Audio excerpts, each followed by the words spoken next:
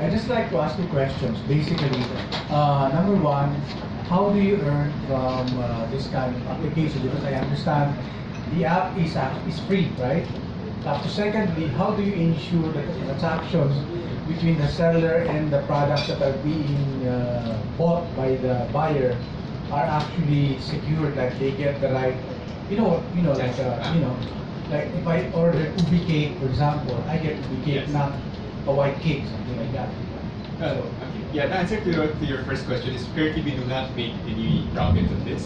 So this is all about increasing our user base to individual sellers. So siguro you can say there's a certain altruistic behind it.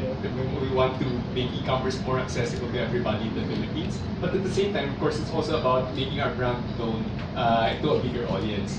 Now, for your second question on how to assure it, well, if you ordered an ubi cake from Miss Nikki and she delivered a marble cake, don't accept it. And if you don't accept it, we will not release the money to her. So it's that simple. Yes, if you ordered blue pair of shoes and you got red shoes, then just don't accept it in the app. Kasi you have to send your confirmation before we will release the Correct. money. Yun pala yung nasabi ko. Hindi ko pala nasabi. If hindi nyo po nakuha the item that you are ordering, because when the payment goes through them, the third party, which is SureTayo, and I don't get the payment until a week after. So, kailangan, kaya di ba nakita kanina, you have to monitor kung gaano kadami yung kinita mo for the week. So, tama po si Sir Dick, hindi nila i-release yung bayad ninyo sa amin. So, kaya talagang sure para for both parties. Opo. Yes. Correct. Yeah. Thank you. Thank you, sir. All right, thank you so much. Next question. Thank you, Sir Lionel. Hello. Good evening. I have two questions actually. One for DragonPay SureTayo Yes. and one for SureTayo. I think this is medyo advanced ako mag-isip. Are you going to put up a logistics company to make the full circle of e-commerce services? Because this is only facilitating for the payment. What about the delivery? So that is no. We cannot possibly operate a courier network nationwide. So we are more than happy to work with the various couriers that are already operating. And depending kasi on the item, it can vary significantly. Like Miss Nikki is selling food day. So yung delivery nun could be very different from somebody selling stuffed toy that you can throw around, or somebody selling porcelain vases. So we are not in any position to make the decision what type of courier is best for you, but you have to package it. So we leave it to the seller, and they can arrange whatever is the best option to send it to you. Alright. For Ms. Nikki, how's the revenue compared to when you're not using SureTayo yet? It's the same. It's just that ito, naiipon siya.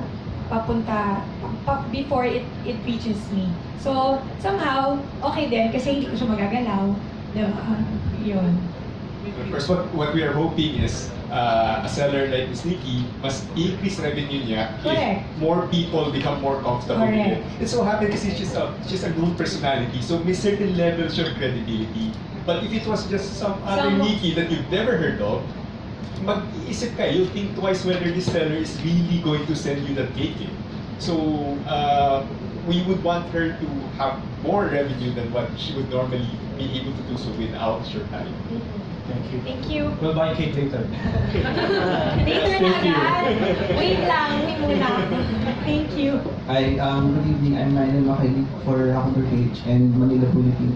I'm just quite intrigued about the journey of the SureTayo platform. It started on online or on the internet web days. Then it became a mobile application. So other similar platforms, agad-agad they are mobile application agad. So the question is, why did you choose that route? And at first we wanted to go through the traditional web application route because we thought it was simpler. You know, you don't have to maintain an Android app versus an iOS app because in theory a web page should render in any device. But what we found out, people who are really on the go, they really prefer the app because I guess it doesn't have to render and keep going back to the server back and forth just to display. Since yung logic niya more or less is nandun lang sa app, it's more snappy, it reacts better, and it's really more customized for the form factor of your phone, yung layout. Based on our interview focus groups, people were clamoring more for a real native mobile app. That's why we went that route. Hi sir, I'm Gio of Technogadget. I have two questions. The first one is, SureTayo is a cash-only payment system. So you're going to pay using the traditional DragonPay channels like 7-Eleven. Are you also planning to add alternative payment system like GCash, PayMaya or something? Yes, all options that DragonPay support is available. So it includes online banking as well. GCash, yes. You can even pay at physical ATM machines. So next question is, what is the business model for SureTayo? Because are you getting some commission from the sellers? And how, or is there also options on how often you release the money to the sellers? Right now, we do not charge anything, both seller and buyer. The business model right now is really just to build the market. And eventually down the line, we'll probably charge, like 10 pesos to 20 pesos somewhere to the merchant, somewhere down the line, but not anywhere in the near future.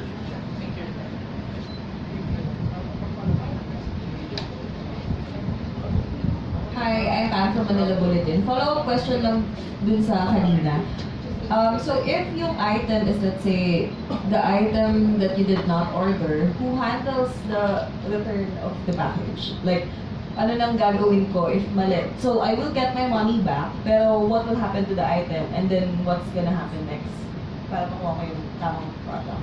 That one is between you and the seller actually. Okay, so it's not gonna happen within the app anymore. No, it's Okay. outside of us. So it's you and the seller who will now try to figure out what to do with it. Pero even with my experience from buying from Shopee or Lazada, sometimes if the item is small, we don't even bother to have it sent back because the cost of shipping it back is more than the value of the item. So because it really depends on what it is that you bought it. Okay, so and then the transaction will reset na lang? Because, okay, so parang I will still push through with the buying of the item. Pero, okay, so nabalik ko na. And then, babayad ako ulit.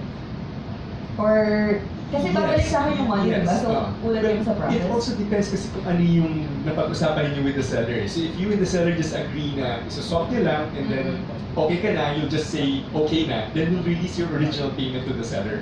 Okay. You don't have to repeat the whole cycle. Okay. Depends really on ano yung napag-usapan niyo. They will both have our information. Yes. Well, I mean, we both have Yes. information of each other. You can parang Yeah. send message back and forth. Correct. Because of the notification, pagka ginawa yung invoice, we send them a prompt, and then you get that. So you know how to get in touch with the seller as well. So pag may nangyaring ganun, pwedeng Tayo na lang ulit. Yeah. Okay. Yes, ma'am. Question? Okay, so we'll have last two questions. Okay. It's about the app. So, ano ba yung holding period for the seller same time with the buyer? Let's say, if the order is fixed, then you transact to SureTayo. Then, basically the seller did not deliver the item. Okay, so no communication whatsoever. Will the money automatically go back? No, there's a holding period. Actually, our team could probably answer that better. It's currently, is it 7 days? 7 days. So if within 7 days there was, kunyari, shinip na ni Nikki yung cake niya, and then si buyer either sobrang busy siya or tamad lang siya or ayaw niyang i-confirm whatever. So after 7 days na na-confirm ni Nikki na na-ship niya ng item at hindi nagre-respond si buyer, we have to assume na na-receive niya. So we'll in favor of his seller. Thank you. How soon can the seller transfer the money from SureTayo to my bank account? We settle with the seller on a weekly cycle. So same as DragonPay ng mga merchants. So every Wednesday kami nagsisettle. One more. Wala na ba?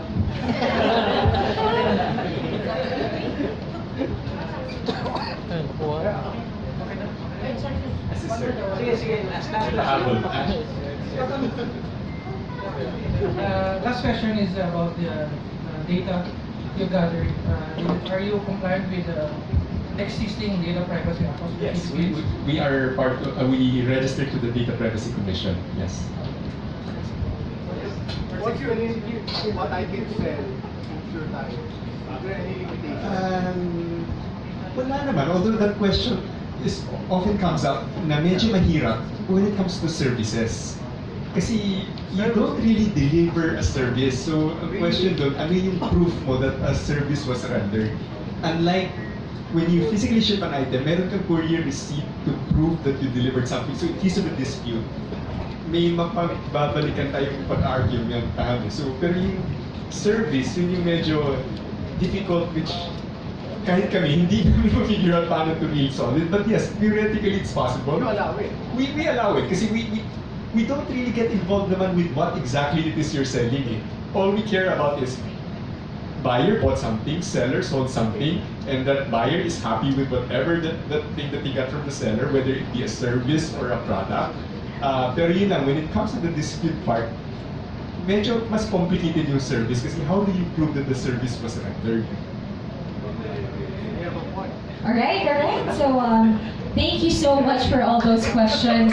I hope it gave you much more insight about the app. A warm round of applause for Ms. Nikki and Sir Dick.